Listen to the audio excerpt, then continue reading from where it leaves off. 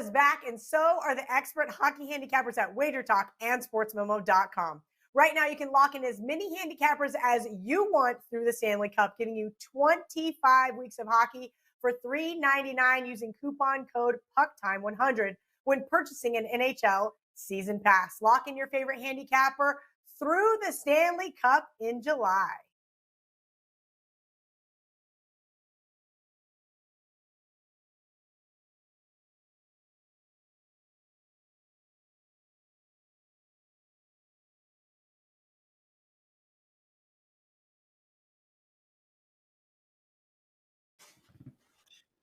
Hey guys, welcome to another edition of Stoppage Time.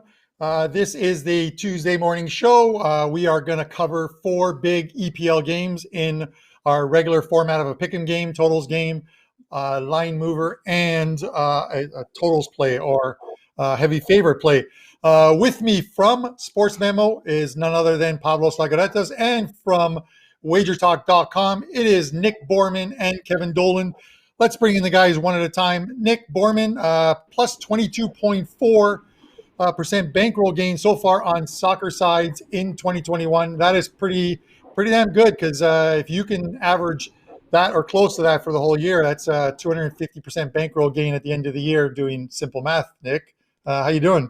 Tell us what's going on. Yeah, I'm doing good. Yeah, so far it's been I started off the first week or so struggling with totals, so I've kind of just been focusing on sides. Last year I did really well on total. So you never know what you're going to get in this game, and you kind of go where it leads you. But I'm doing well. I'm happy to be here and excited to talk some soccer with you boys. Awesome. And I'll bring in next also from WagerTalk.com and our $2 handicapper today, because I know he loves to rebut. Nick is none other than Kevin Dolan, plus 53.84 bankroll gain. You're giving me a run for my money, my friend, because I've been having a good 30 days as well too, and you've got a pretty good number there. Tell us what's going on and what you have up at WagerTalk. Yeah, I had to slow down there a bit, Carmine, to get you back in the race a wee bit before I take off again. But yeah, January's been absolutely fantastic. No complaints from me. Plus 53, as you said. So, and again, January's not finished, so we're looking forward to a closeout monster run for this month and bringing into February. Awesome. We'll see how it pans out at the end of the year, my friend. But maybe a little side bet sounds pretty good, because you've got some very nice whiskey out there. I'll take some of that Middleton's Rare if I win, and you name it if you win. Pavlos Laguretos, Sports Memo, my friend, 71.24 ROI on 4% soccer best bets. Tell us what's going on, how you're doing, how your weekend was, and what you have up at Sports Memo. The weekend was great. I won my 5%. I got 3 other wins.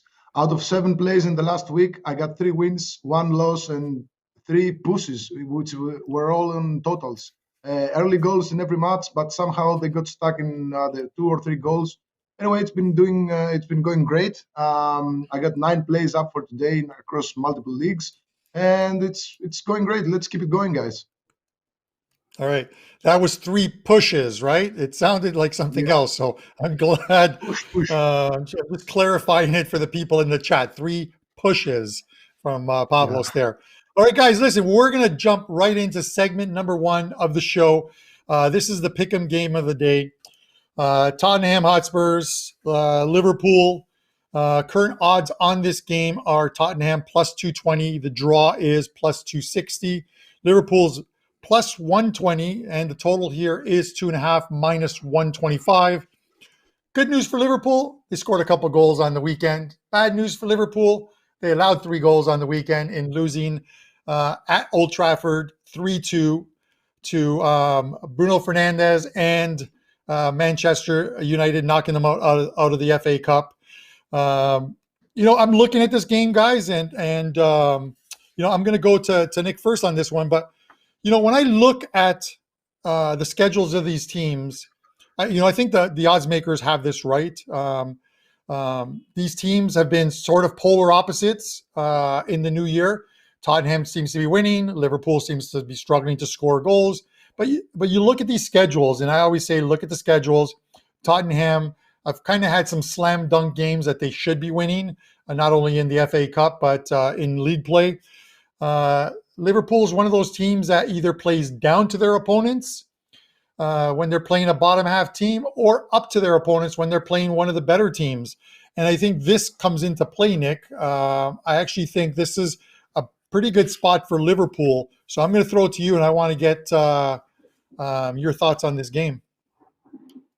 I kind of look at this game like last week when we previewed Chelsea-Leicester, and I was hoping you guys would try to convince me to get Chelsea as a play, and I just didn't want anything to do with it. I kind of feel that way right now on Liverpool, unfortunately. Even if this is a spot for them, I just, I'm not seeing anything from them. The last time they won was December 19th, 7-0 against Palace. Since then, winless in their 5 Premier League matches. Knocked out of the FA Cup against United this on Sunday.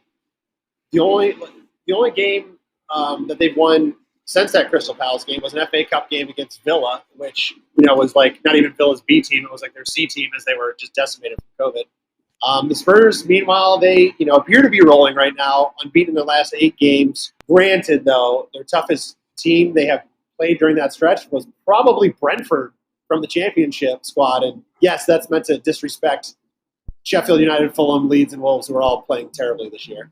Actually, Leeds scores, but that's about it. Before that, they did drop back-to-back games in a tough schedule stretch against Leicester and this same Liverpool team. They lost 1-2 at Anfield. However, again, that was a long time ago. Momentum of both of these teams is going in complete opposite directions right now. And really, soccer is so much of, what have you done for me lately? I see this likely to play out to a draw, and I'm going to leave that play for Kevin because I just feel like Kevin's going to throw out that draw. He loves his draws. But I'm going to grab plus quarter a goal here in Tottenham. I just can't get behind the Liverpool right now. If I see something from them this game and another game after that, I'll start looking at them again. But until then, favored on the road at a good side like the Spurs, I don't want to lay it. No, I get it. And, as I go, we'll let Kevin rebut in a couple of minutes, but we're going to go to Pavlos first in this game is, when you look at this, and I'm trying to make a case for you guys on this Liverpool team, like I do on some shows with some of the games, and you look at the teams that they've played, and these are teams that love to sit 9 guys behind the ball and defend, which has made it tougher for Liverpool. And the narrative have been, Liverpool hasn't scored. They haven't scored. On the weekend, they played against a team that doesn't put 9 guys behind the ball and actually plays an open game, or tries to play somewhat of an open game. And we saw some goals scored. We saw 5 goals scored in that game.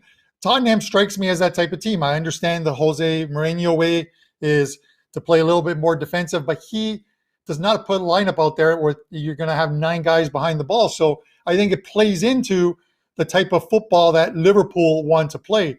Pavlos, give me your thoughts on this game.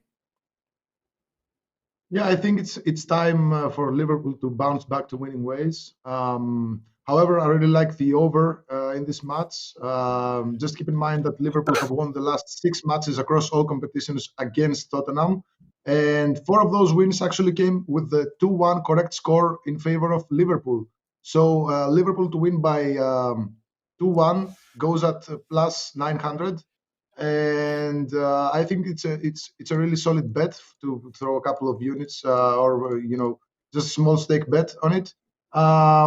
I wouldn't be surprised if Tottenham actually won. For me personally, it's the over 2.5 goals, and the 1-2 and 2-1 correct scores. I go either way. Tottenham to win by 2-1 goes at plus 1100. Liverpool to win by 1-2 goes at plus 900. So I think that's where the money is in this match. All right. Kev, I'm going to give you a chance to rebut Nick on this one. But, losing in the FA Cup isn't a big thing for a team like, let's say, like Liverpool, especially to a team like Man United, because it's less games. Klopp has talked about, we hear him complain all the time, congested schedules. The Champions League is just around the corner. It's 3 weeks away. Having less games on your schedule and just focusing on the PL and focusing on Champions League, I think that's the way he's going. So I don't think he's overly upset about the fact that they got knocked out of the FA Cup. Give me your thoughts on this game. Yeah, possibly not, but it was the manner of the defeat. United were by far the better team in that, in that FA Cup draw as well. So I think United played a bit tentatively the first time that they played, 1 or 2 weeks ago where they played Liverpool at home. I think if they had that, cup confidence, they probably would have, they could have won that game as well. So I think, look, we all expected some kind of drop off from Liverpool, but I don't think anyone predicted how steep it would be. They've been, obviously absolutely phenomenal. No one could keep that up over the past 2 seasons, especially at home. But we talked about this pre-season, those 14 games that Liverpool won last season by exactly 1 goal, that had to eventually regress at some point. And all of those balls that snuck in previously, or the half chances that went in, they're simply not going in for Liverpool now. It's actually not Nick I'm going to rebut here. It's going to be Pavlos and Carmine, because this Mourinho does not, in my opinion, set up to play football against the bigger teams. He always adopts a more cautious approach, in my opinion.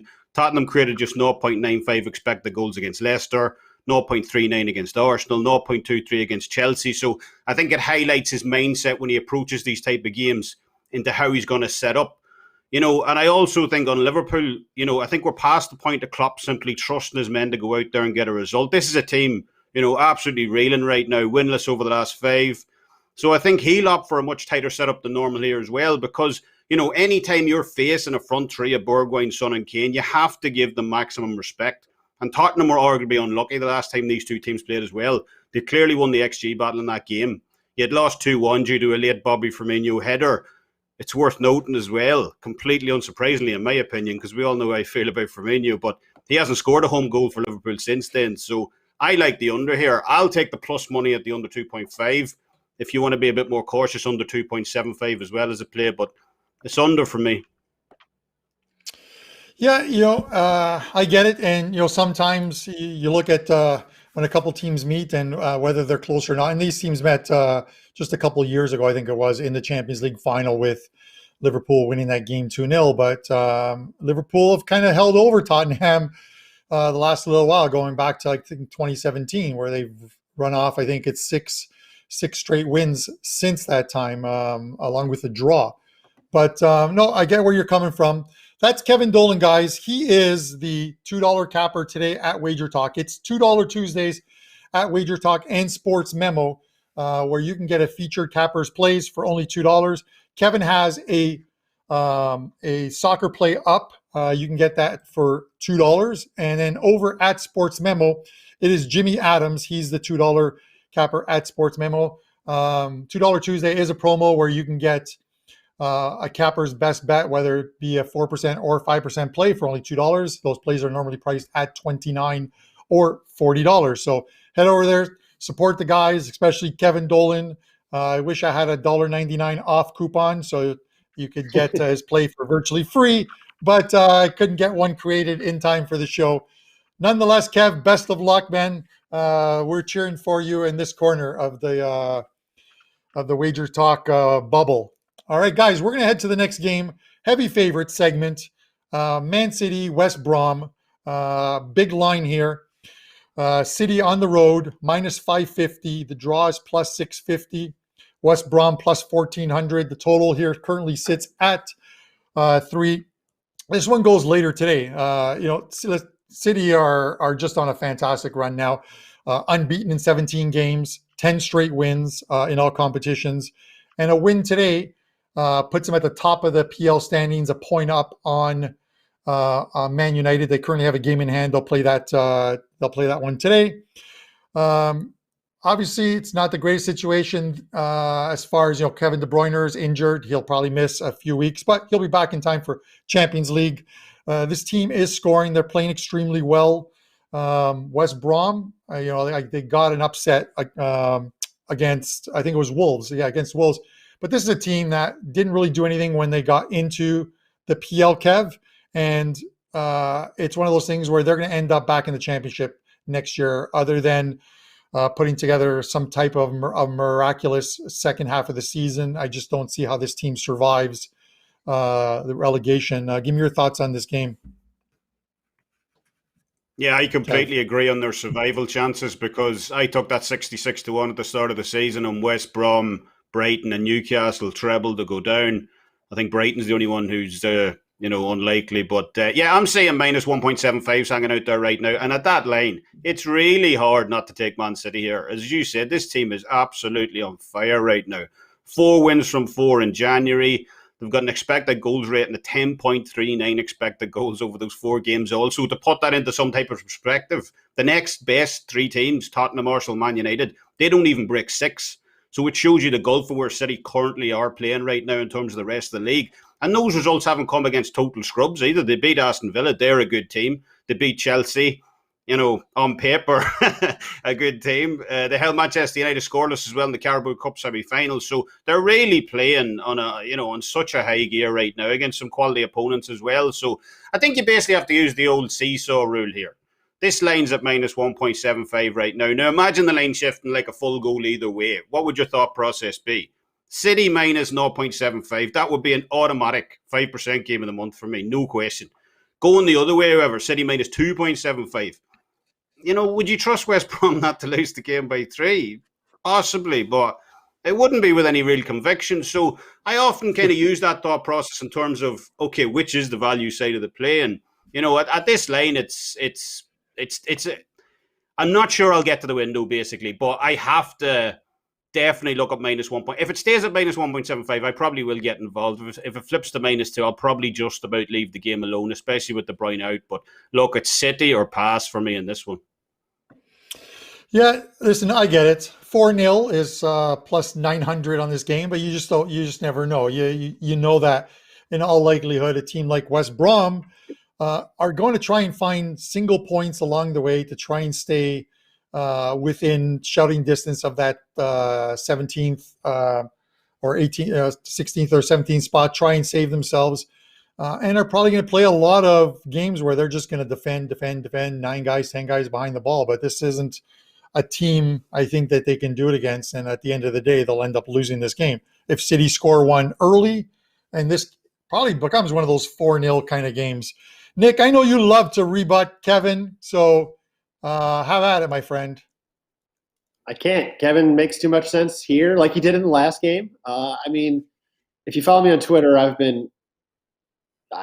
just yelling about Man City being the team to beat in this league since the beginning of December. They weren't actually anywhere near the top of the table at that time, and they didn't look good. They weren't getting the best of results to start the year, but their XG numbers looked very good, and all of a sudden they were at the top of the table as far as best expected goals per game, lowest expected goals allowed per game, but they were still down in like 5th or 6th in the table. They had a couple games in hand. So kind of people were like, oh, maybe, City's not going to be there. But all the numbers behind the numbers were pointing at them. And I've been saying it for a while. And you could get them around even money at that time to win it. Now they're heavy favorites to win the Premier League. But obviously, there's no question who's the better team here. There's no question who's going to win this game. Instead of looking at the side or total, I was actually looking at a fun play here with the corners. Right now, the corner market's got this set at 10.5. And I like the over. Last 3 Premier League games for Man City were all against inferior opponents. Aston Villa, they won the corners 16-2 against Palace, 11-1 against Brighton, 8-4. All double-digit, easily corner totals. And I think here is another game. They're going to control possession of the game. They're going to dominate the chances in this game. They could probably go over this total themselves. West Brom may sneak in 1 or 2, and if they do, that'll certainly help this thing go over the total. But I like over 10.5 corners here. In this game, I think we'll see a lot of City attack and a lot of ball up near that goal.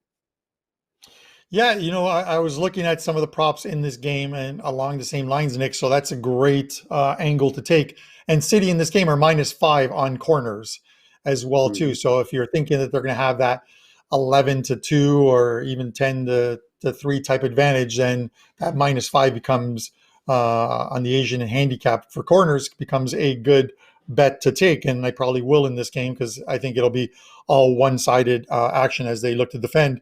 Pavlos, give me your thoughts on this game, my friend. Yeah, I agree with everything everyone said. City have won their last 7 matches in this venue. All 7 matches had 3 goals or more. 4 of those matches had 4 goals or more. However, City kept just 2 clean sheets in those 7 matches. So if you read into this, you might think that this could go over the total. However, Manchester City, they have the fewest over matches in the season with just 5 out of 18 matches going over 2.5 goals. They have an average of 2.4 goals per match this season.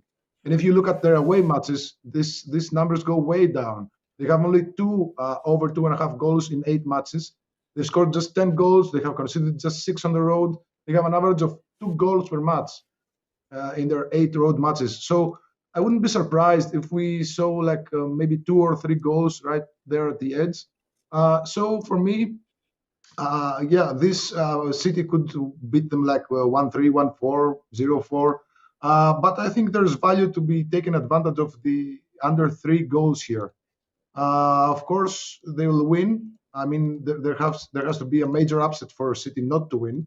But I don't think they'll just kill their opponents. Maybe like a 0-2, 0-3, 1-2, something like that. So I think the under here could be the way to go. All right. Under it is for Pavlos. I get it. You make some good points on it. It's going to be tough for me to pull the trigger on that one just because of, like I said, if City score early, then this one could be a lopsided game. But to that point, if West Ham are able to defend and it's tough to, and they make it tough, West Brom, make it tough to break them down. The longer it goes scoreless, the better that total has of staying under the total. Guys, I mentioned already the $2 Tuesday promo. I want to talk about a show promo right now. Champions League and Europa League are 3 weeks away from returning. The knockout stages. This is the best time of both tournaments. Obviously, two games per day over the course of. This is going to end in May, I think, the finals. Every guy on the show has a Champions League, Europa League package up, which is get every single play that they release in Champions League and Europa, right up to and including the final. You can get $50 off by using the coupon code Euro50. Use that coupon code at checkout, and you'll reduce the price from $249 to $199, and you'll get every single play in Champions and Europa, right up to and including the final. That's a great deal. There's also prop bets that are in there, teams to advance or qualify out of each 2-game tie. So it's a great deal. Pick it up both at WagerTalk and Sports Memo. All right, guys, we are going to head to game number 3. I'm calling this one the totals game of the day. We're going back to another Manchester team, this time Manchester United and Sheffield United. I'm going to go to Nick first on this one, but I'm going to give you my thoughts on this. The total is 2.75 on this game, which is the Asian split line of 2.5 and 3. I get it. These teams are absolute polar opposites in the standings. United, top of the standings. Sheffield United, bottom of the standings. I think they only have like 5 points. But I'm going to make a case for this total and why it could go over the total. Sheffield, as horrible as they have won 3 of their last 4 games, albeit 2 of them are FA Cup games. But they're starting to get a little bit of confidence, and you see it on the field. You look at United, they're scoring goals. They're playing extremely well. These 2 teams played 2 pretty good and exciting games last season. 3-2 and 3-0 were the score lines. Nick, what do you think? Any chance that this game goes over this total?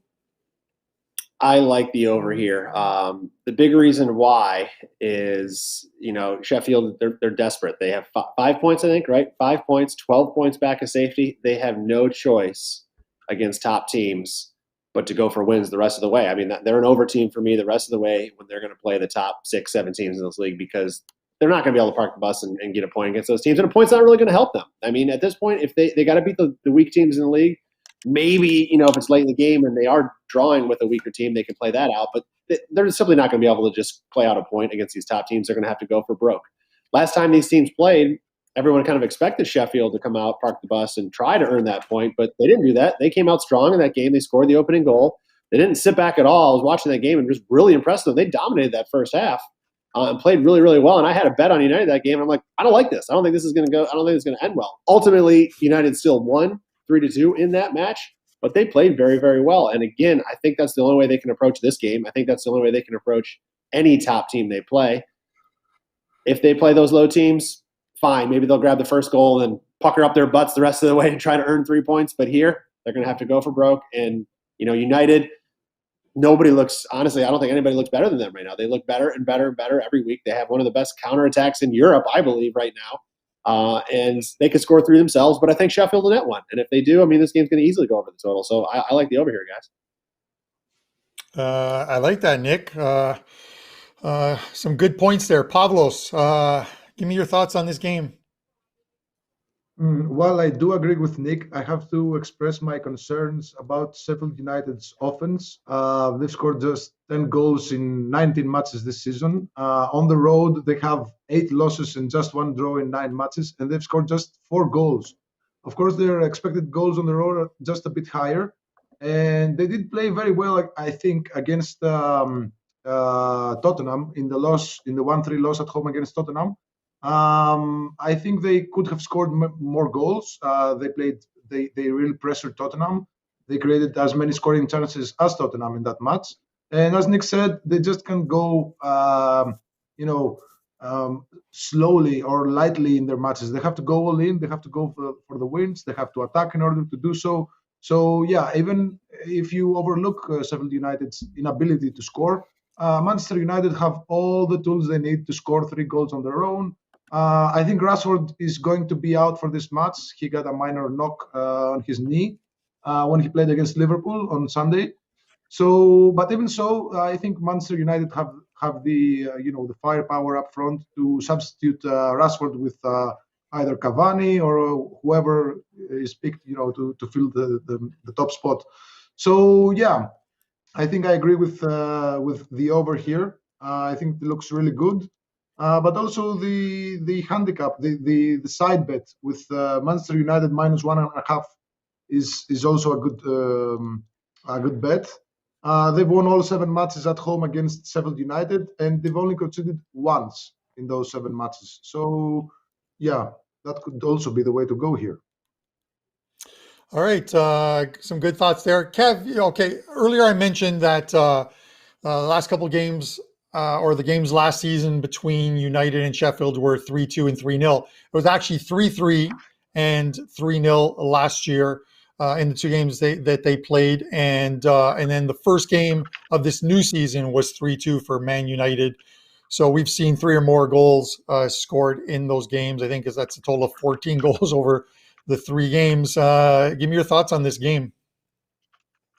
Yeah, the side's a bit tricky because I believe Solskjaer's already hinted he'll likely rest some players here because that trip to Arsenal at the weekend's a much bigger game, for the standings wise. So, see some fresh faces. Maybe Donny gets a start as well, from the FA Cup. So, yeah, I'm going to leave the side alone, but I completely agree with the guys on the total. Look, what's the definition of insanity? It's doing the same thing over and over again, and you're not getting a result, and that's what's been happening with Chris Wilder. Defensively last season, they played tight, generally speaking, and they were getting results. They've been doing it this season, and it simply hasn't gone their way. And, I think Chris Wilder's basically playing with house money at this stage, especially, for this game where he's not expected to win. He's second favourite to be axed next in the manager sack race. And I think everyone's kind of, the shadow's looming for him to go pretty much, fairly soon. So I think he'll set the boys up a bit more loose in this one. I think he'll trust his 2 front men, Sharp and McGoldrick, a little bit more too. And he might have no choice either. Sheffield United have some serious injury concerns at the back. And probably my favourite player. In fact, I will go out on a limb and say he's my favourite player in the EPL right now. Big bad John Egan. I think he's fantastic. He's like something out the 1970s if you haven't watched him. Proper old school tackler.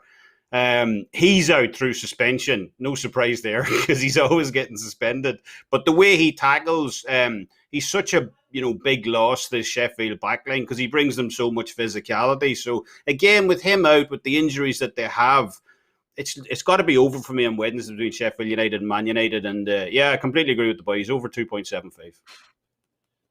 Awesome. I love it. That is Kevin Dolan of WagerTalk.com. And we'll segue perfectly because he is the $2 capper at WagerTalk. It is $2 Tuesdays. Kevin, as far as bankroll gain goes, last 30 days, 53.84% positive bankroll gain last 30 days. The man is on an absolute roll. He's killing it in multiple sports, and you can get his play up at Wager Talk now for only $2. So head over there, pick that up for $2. Also at Sports Memo, it is Jimmy Adams. You can pick up his play today for $2 as well. The final promo is our show promo, obviously, which is the Euro 50 for the Champions League and Europa League packages. You can get the rest of the plays through the end of the tournament and the finals in May for both for only $1.99 when using coupon code Euro50 at checkout. So head over to Sports Memo and WagerTalk.com, click on your Cappers page, and you'll find that on the right-handed side. All right, guys, with that said, this last one, I'm going to keep this one to to Nick and Pavlos. This is our line mover game, guys. This is Chelsea and Wolverhampton. Chelsea's minus 167. The draw is plus 320. Wolves are plus 425. And the total in this game is 2.5. We all know the big news. On Monday, Frank Lampard sent packing, sacked as manager. Nick Borman actually, as I was talking about it on Twitter, Nick said that Lampard would likely not last through the weekend. And Nick was pretty bang on that. I think he made Lampard to get sacked minus 500, even though the bookies in the UK had him at 7-2 or plus 350 to be the next manager sacked. So a good call by Nick. It's PSG manager Tuchel who takes over for this team. You know, the struggles of the Blues, it has a lot to do with it. You know, I thought they would struggle, but at the beginning of the year, when you tried to get all these high-priced guys that they picked up together, playing cohesively, they struggled a little bit, but they put it together. We're on a great run, and then all of a sudden, these guys can't win a game. They lost, I think, 6 of 8. Everyone questioning Lampard's lineups, myself included. And then the other thing before I throw it to Nick was, you know, he hung out his team out to dry in some of the post-game interviews, talking about players underperforming, not doing what they're supposed to be doing. That causes so much dissent in that dressing room. Players lose confidence, and maybe that has something to do with it. Tuchel can manage his team. Obviously, guys like Havertz and Timo Werner, a couple Germans on the team. He's managed, you know, all the big names and the big egos at PSG. Nick, give me your thoughts here on this game.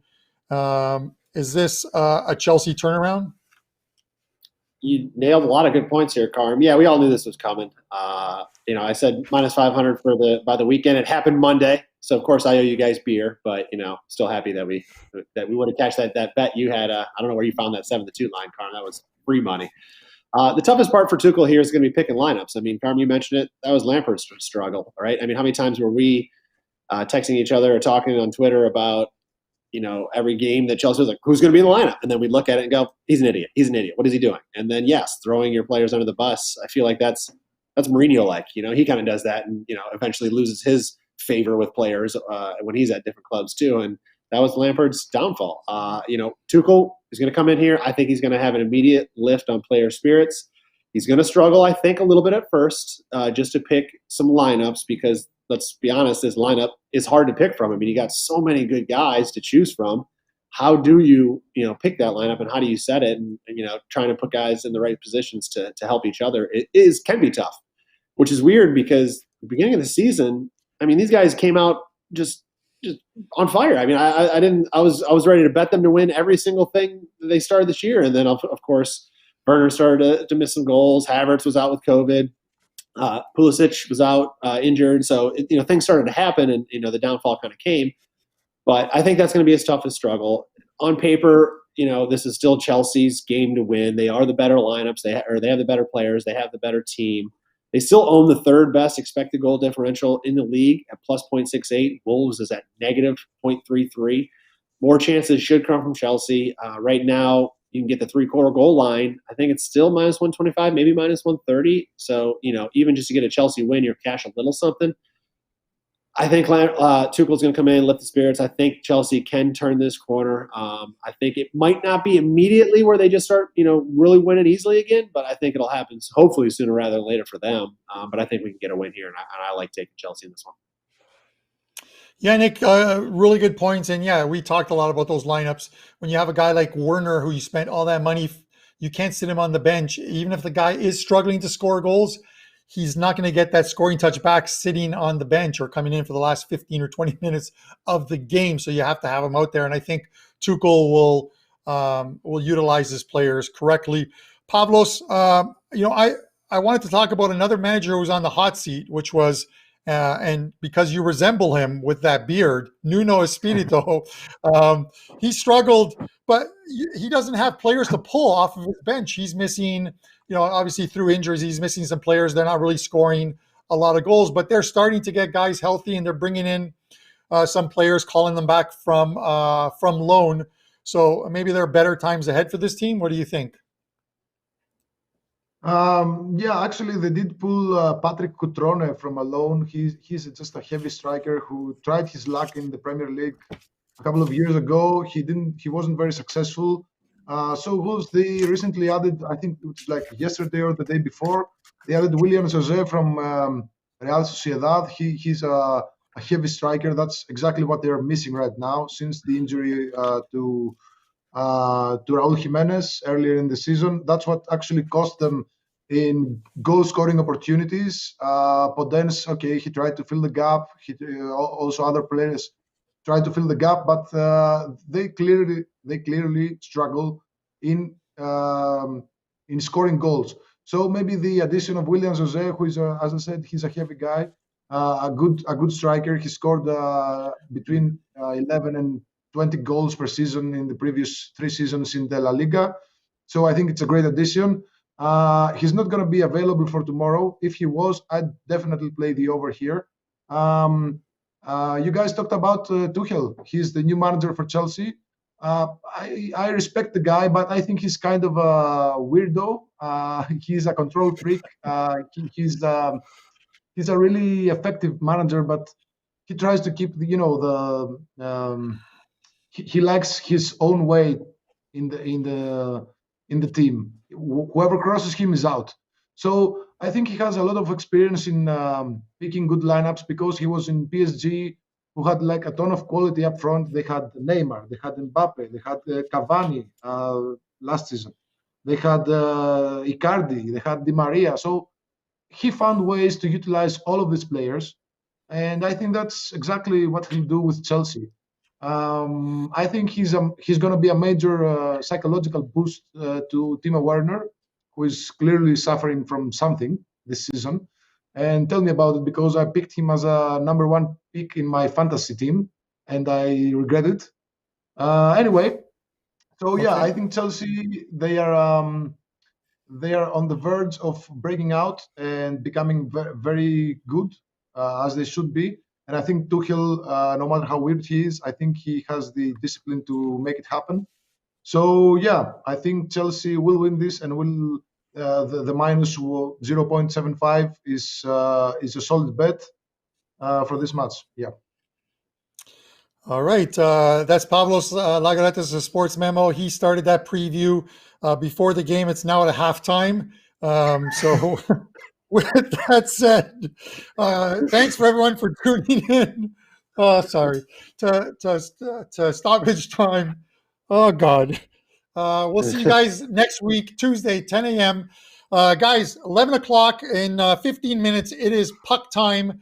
Andrew McInnes, myself, and Buster, Don Buster of Sports Memo. Tune in. That starts in about 15 minutes time. Thanks for watching, and hit that like button, guys.